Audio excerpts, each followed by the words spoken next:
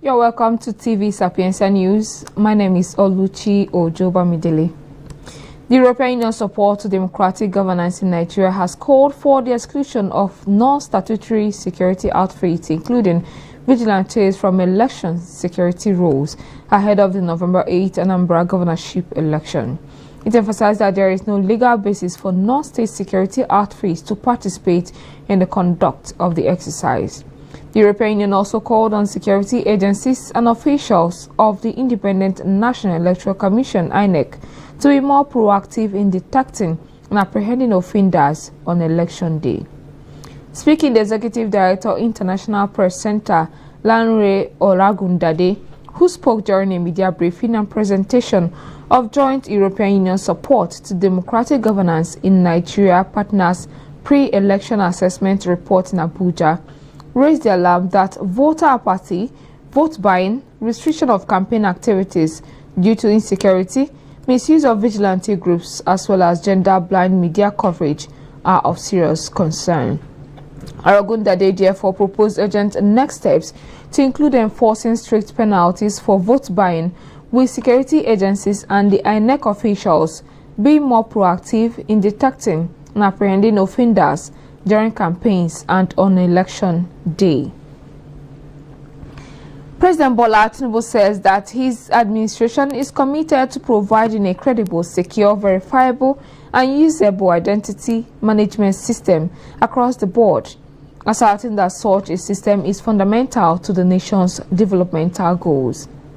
According to a statement by presidential spokesperson Bayo Onanoga, President Tinubu said this at the State House during the launch of the National Identification Number Authentication App, a digital mobile-based identity authentication application developed by the National Identity Management Commission.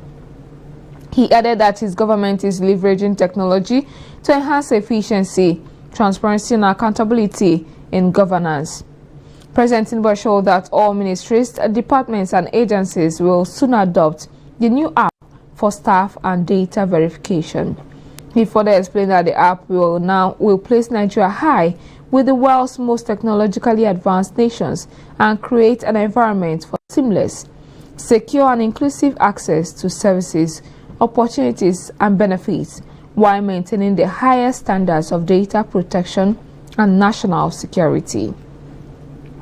Osun State Governor Adeleke has expressed confidence ahead of the 2026 governorship election, declaring that no opposition candidates can defeat him at the polls, citing his government's achievements and popularity among the people. Appearing before the People's Democratic Party governorship screening committee in Abuja on Thursday evening, Adeleke expressed optimism that his achievements in office had secured him the confidence and backing of Osun voters for a second term. Adeleke stated that the PDP in Osun State remains united, noting that the party has recorded significant achievements for the state. The governor insisted that he has no fear of the ruling All Progressives Congress, emphasizing that he defeated them before and is confident he will do so again. The ruling All Progressives Congress has further strengthened its political dominance following the defection of 5 members of the Enugu State Caucus in the House of Representatives to the party. With the latest defections, the APC now holds a commanding majority of 243 members in the lower chamber, constituting more than 2/3 of the membership of the Green Chamber, while the People's Democratic Party has been reduced to 72. This development places all 8 federal constituencies in Enugu State firmly under the APC banner. The trio of Paul Namchi Chimobi Ato and Sunday Umeha had earlier defected from Labour Party to the APC, while Dennis Abo and Mark Obeta left the Labour Party for the PDP a few weeks ago. However, yesterday Abo and Obeta dumped the PDP again for the APC, while Nnaji, the only lawmaker elected on the platform of the PDP, also joined the defection train. Enugu State Governor Peter Ba and the APC National Chairman Professor Yiwada witnessed the defection on the floor of the House.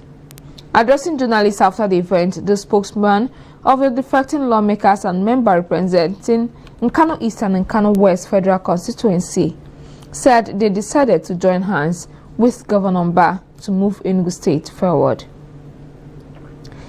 The Deputy Governor of Bayelsa State, Lawrence Erujabo, has filed a suit at the Federal High Court in Abuja against the Bayelsa State House of Assembly over an alleged plan to impeach him. Erujabo alleged that members of the Assembly are under pressure to remove him from office because he refused to resign from the People's Democratic Party, the platform on which he and Governor Dere were elected. While Governor Dere recently resigned from the PDP, Erujabo has remained in the party. Through his counsel, Ruben Egwaba, the deputy governor also claimed that some local government chairpersons are being threatened with removal for similarly refusing to defect from the PDP alongside the governor. Erujabo is seeking several interim orders, including one restraining the State Assembly from initiating or conducting any impeachment proceedings against him for remaining in the PDP. He is also asking the court to restrain the Assembly from recognizing or dealing with any member of the All Progressives Congress as the Deputy Governor of Bayelsa State. Benue State Government has officially confirmed an outbreak of rabies, a deadly neglected tropical viral disease that affects mammals, especially dogs and humans.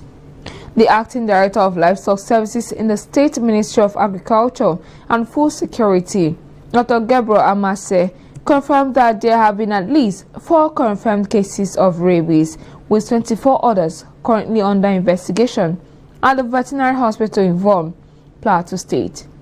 In response to the outbreak, he said the ministry has initiated measures to raise awareness among the public, including media sensitization campaigns.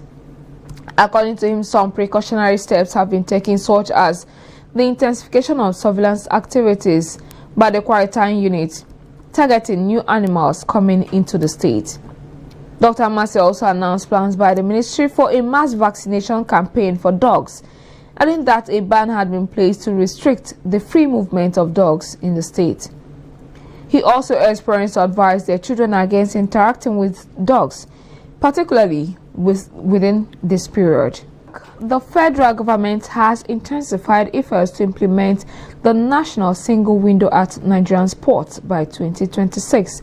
Vice President Kashim Shettima said the initiative aims to harmonize port documentation, reduce human contact, and enhance transparency in cargo clearance. Speaking at the second meeting of the Port and Customs Efficiency Committee at the Presidential Villa, Shettima said the policy targets a major reduction in cargo clearance time. According to him, the goal is to make Nigerian ports rank among the top 3 most efficient trade gateways in Africa. Shettima lamented that the cost of clearing goods in Nigeria is 30% higher than in many regional pairs, noting that such inefficiencies discourage investment, raise consumer prices, and weaken export competitiveness. Now in Africa, protests have escalated in major cities across Tanzania as opposition supporters denounced Wednesday's presidential and parliamentary elections as a sham, the BBC reported on Thursday.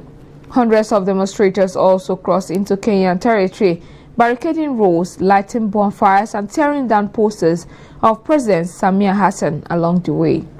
Kenyan police said 2 people died after fleeing running battles with Tanzania police.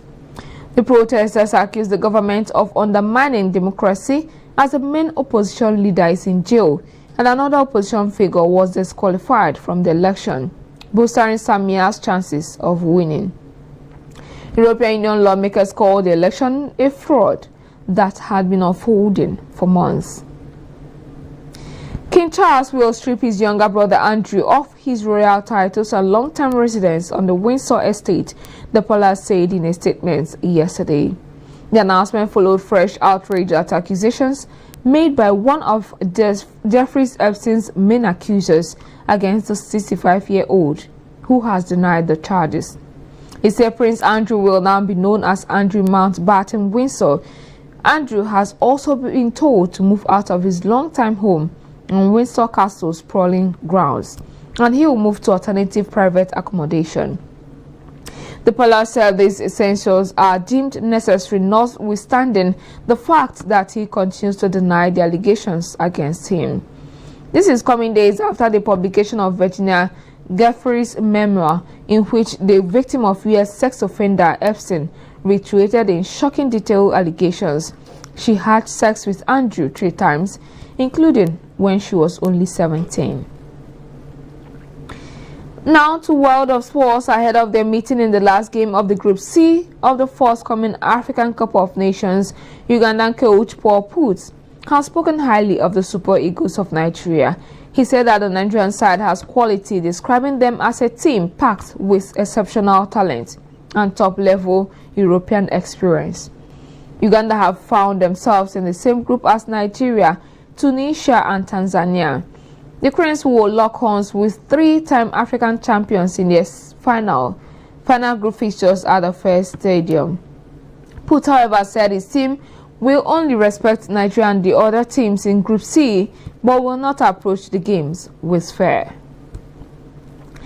Chelsea has blocked their Italian manager Enzo Maresca from returning to Italy to manage Juventus. This is following reports that Juventus had identified him as a possible candidate for their managerial job.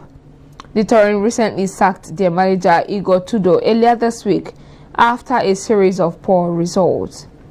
Juventus are likely to name Luciano Spalletti in the coming days as a permanent replacement for Tudor. There were rumors that Juventus were prepared to make an audacious move to Maresca. Maresca spent 4 years of his playing career at the club. Chelsea were said to have, however, blocked the attempt. Maresca's current contract will not expire until 2029. To wrap it up on the news, here are the major news headlines for today. President Bola Tinubu says that his administration is committed to providing a credible, secure, verifiable and usable identity management system across the board. And King Charles will strip his younger brother Andrew of his royal titles and long-term residence on the Windsor estate. Chelsea has blocked their Italian manager Enzo Maresca from returning to Italy to manage Juventus. And that was the TV Sapientia News. On behalf of the technical and editorial crew, I am Olu.